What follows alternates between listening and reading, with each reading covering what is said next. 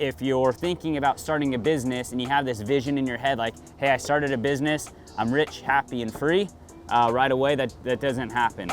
I'm in the big leagues, told her don't miss me. Ballin' like Houston, ayy, feeling like Whitney. I need a bag, bruh, send it through quickly. I'm making his dog, like I'm in the big leagues. Told him that I gotta go, dog. I'm riding the road, y'all. I think that I'm back in my bag now. So I need that go, y'all. Got hits when he throwing the fastball. Just too quick for it, peeling off like the whip orange. What's up, guys? Welcome to the Do Good Movement. Our purpose here is to make a positive impact on our society through real life education. The movement comes into play when you guys share the content to help other people do good just like you. Some of you guys want to grow a business, and let me just be real with you because I don't think this content exists today on what I'm going to say, but it's the truth. It's what I lived for, I'd say, about 8 years out of my career. You know, most people want to get into business because they want to make more money, right? They want to make money and work less. And that's really what, it's funny because it's the complete fucking opposite. Here's the truth, guys. You get into, it's a lot of fun. So I don't want this to push you guys outside of getting into business, because you can make a ton of money and you can get a ton of time back and be getting paid while you're not doing anything. Like, that is American dream. That is the truth. Like, that can for sure happen. But if you're thinking about starting a business and you have this vision in your head like, hey, I started a business, I'm rich, happy, and free, right away, that doesn't happen. It takes a lot of time. So some of these people that you guys see that are living that life that you want to live, they have put in a lot of time, a lot of work. You double time every single day, weekends, all these different things to get to that point. There's a big chunk in their story that you probably don't know that was extremely miserable, extremely hard, extremely challenging through that process. Some of the stuff you guys see today is just the end result, right? You're at the later part of the story where they're getting to live that American dream. Now, this is what it looks like. You're gonna get into business.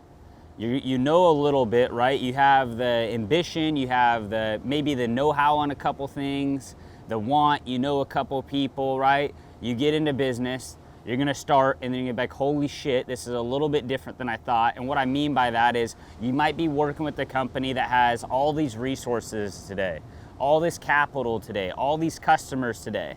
And then when you go and start your own business, it might just be you, your significant other, maybe your kids, maybe a couple buddies, limited on resources because you only have a certain amount of capital to start with. And then you don't have any customers, right? And so you're gonna come in with all this hot energy and different things like that, keep that, right? But there's gonna be days where you're gonna face where you're not bringing in income and your bills are gonna continue to tick. And those are some things that people don't think about. They think about, hey, I'm getting into this business, I'm gonna make a lot of money. But it takes time to build those customers and go through that stuff. And then you start building some of these customers, and then you start going through things called growing pain. Maybe you didn't have enough inventory. Maybe you didn't have the right process. Maybe you didn't have the right services or enough people were able to help those customers the right way. So then you worked your ass off to gain these customers. You get to a point, and then it's going to drop down just a little bit because some customers are leaving you due to service. So then you have to get back to a stable point, build some profitability, go ahead and get some more team members. Now you're making no money. But now you have help. So making no money and you got help, so now you can level it up again, okay? And you're just gonna keep hitting this roof, and it all comes usually from a capital standpoint. Now, if you have an unlimited amount of money, yeah, you could go hire all these teams, go after all these customers, always have the product in stock, these different things, and go sell away in the sunset. But that's not realistic or really real for most of the business owners here in America, at least. So you're gonna have to you'll start with this little capital, and you have to start doubling and tripling and growing this capital along the way, because you need this capital, like I said, to buy the equipment, to hire people, to get buildings, to have different software, different services, different things like that. But you can't get it all at one time. So you're having to prioritize really what's gonna be most important, that's gonna make the biggest impact along the way. And then you're gonna eventually, it's the whole game just balance, guys. You're gonna have this, I got people, I don't got customers. I got customers, but I don't have capital or people to service it. and it's very hard to balance that fine line to make sure there's not a lot of impact along the way, because a lot of people get super eager and aggressive or greedy, whatever you want to call it, where they're just in kill mode all the time, and then they're not delivering. They're not getting, their service sucks. They don't have things in stock. They don't have enough people. They're not answering their phones. They're not getting back to their customers. And then word gets out. By the time you have the profit to start hiring and paying for some of those things, word gets out and your brand's already been harnessed because of your service model. Now customers don't believe you. They don't want to work with you, different things like that. I've been in this cycle I'm talking about through many years of my career. And the best thing that I have ever done has been very transparent and straight up to my customers and say, yeah, it is fucked up, it is bad, and this probably isn't gonna get better for 3 months. What do you guys wanna do? And the reason why I do that is the one thing I always wanna own is trust. I might not own the customer. I might lose the customer for a little bit, but they damn well know if I'm telling them that, yeah, things are messed up, we're missing as a company right now. When I call them back and I say, hey, things are right, we're doing good, they're gonna believe me and trust my word because I was already able to tell them when things aren't right. So know this, when you're growing your business, you're probably gonna be extremely broke for a long time. Your company could be making a lot of money, right? Millions of dollars a month or whatever you wanna say. It could be making a lot of money, but you think like, oh shit, like this P&L is great, right? Let me transfer some of this to my personal account. You can't do that because a company, when it's making money and you're in this growth mode, which you probably are if you're wanting to grow your business because you're like, $1 million a month, that's not enough. Maybe I could get 2. That's just how the human brain works, right? Try to say you're not like that. Remember when you're living at your parents' house and you wanted your own apartment, then you wanted a condo, then you wanted a townhouse, then you wanted your own house.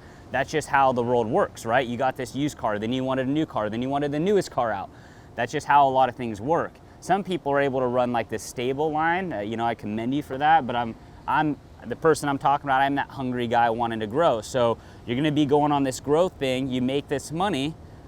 That's the company's money. That's not your money. The company now needs that money to go hire more team members, to get more, building space or office space, to get more computers, to get more trucks, to get more inventory, to do more marketing. And it just doesn't stop, right? So you're like, I made money, now you gotta spend the money to get to that next level. And so even though your company's building equity and it's profitable, you have this thing called cash flow, where cash flow is always gonna be tight through those building blocks, which means most of that cash flow is not gonna end up in your personal bank account. Now, if you guys wanna live life at the same time, every dollar you take from your company in the beginning is robbing your future by like 100x. Every single dollar. You take $1 now, that just cost you $100 later. You take $10,000 now, that just cost you $1 million in the later years.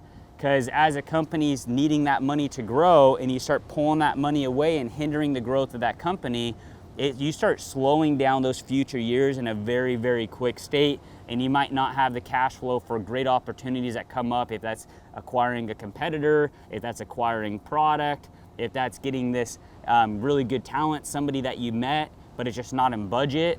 That's what's good about having your company have the money and being able to do that stuff.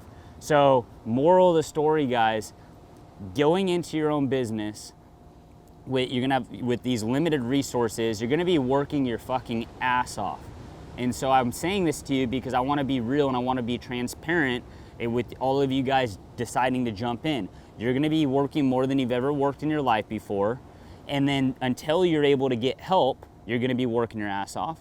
And then when you get help, there's really no such thing as just hiring somebody that's able to go do the job and do it exactly how you want. So you're gonna hire this help, then you're gonna spend your time training that help for many months to get them to where you wanna get them. And if that help turns over, if they quit, if they don't like you, if they find a new job, whatever, you're back in that same spot. So you're just working and working and working, right? And at the same time, you have this capital thing going on where you're just not gonna see a lot of the money for a very long time until you get to a point where you have a big bucket of capital and your company's growth rate is slowed down a little bit and you're able to now pull some of that cash flow out and enjoy some of the money on your own.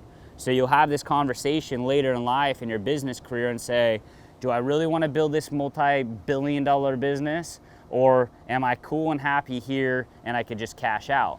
Because if you get your business to, like, the growth mode is a broke spot, that if you guys keep hearing me talk, I keep saying growth, that's where you're operating broke for the entire time. But when you start plateauing and you have these little increments every year, you'll become very personally rich at that side, because the company's spitting out profit and not necessarily needing that profit to reinvest. So you got to really mark your goal in the beginning on what's the level for you. Is it the $1 million company? Is it the $50 million company? Is it the $1 billion company? Where's that level where that's gonna be enough money for you, enough happiness for you, enough purpose for you, and then be able to move on from there.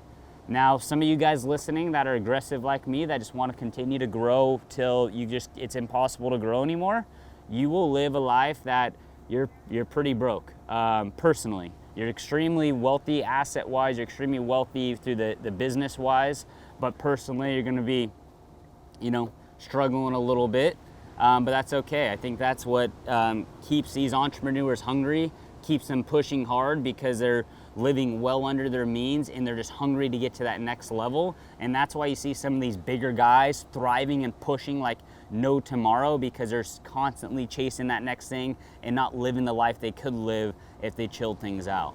So that's the truth of growing a business, guys. There's a lot of rewarding things that come with it. Me personally, I still do a lot of fun things. I go enjoy different things. You always see me buying and selling stuff. I'll go buy things, have fun for a few months until it's boring, sell it, put the money back in the company, because my true passion, what I love, is growing business more than Ferraris and all that other cool stuff. Yeah, do I buy that stuff here and there to use it and have fun? Yeah, use it and have fun, sell it, put the money back in, and continue to go kick ass. But I could tell you what, growing a business is probably one of the most rewarding things there are, and it's because it changes you, it challenges you as a person, it grows you, and there's nothing else in this world that will be able to do it the way your business can do that for you. I would recommend all of you guys go try that, if it's a side hustle, if it's full time, but go see what you can do, go see what you can go build, and enjoy it, right? Don't make it about the money, don't make it about the profit, because you'll never be satisfied. Will it make money? Yes, but you have to make the purpose. You have to make what makes you happy other than the finance. It has to be the growth. It has to be the people. It has to be your personal development. Make it about those things. You'll always be fulfilled. Focus on your customers, focus on your team, and the profit will always be there as well. Love you guys.